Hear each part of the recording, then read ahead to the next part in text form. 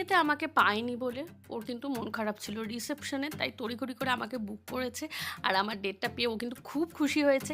আর ওর ওর সাথে সাথে ওর ননদও কিন্তু খুব খুশি হয়েছে। ওর ফার্স্টেই তোমরা শুনলে ওর ননদ কি বললো, যে বিয়ের দিনের থেকে রিসেপশন নাকি ওদের খুব ভালো লেগেছে। তো এইটা হচ্ছে একটা মেকআপ আর্টিস্টের কাছে না খুব বড় পাওয়া। তোমাদের আজকে লুকটা কেমন লাগলো জানাবে, একটু দেখে বলুন।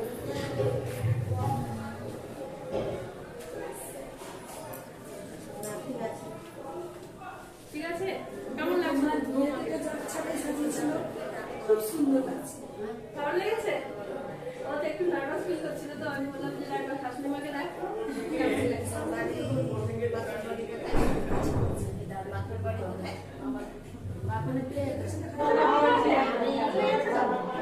এখনই বলুন, যদি কিছু সমস্যা লাগে পরে কিন্তু চেঞ্জ করতে পারবো না।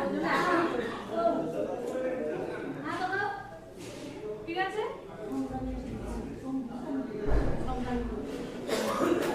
তো তোমাদেরকে পুরো রিভিউটা শোনালাম, আর শোনানোর পর ওরা কিন্তু খুব করে বলেছিল খেয়ে যাও খেয়ে যাও। আমি কিন্তু নিজে নিজে লুকিয়ে লুকিয়ে খাই না গো, তোমরা যেভাবে ভাবো, সিরিয়াসলি।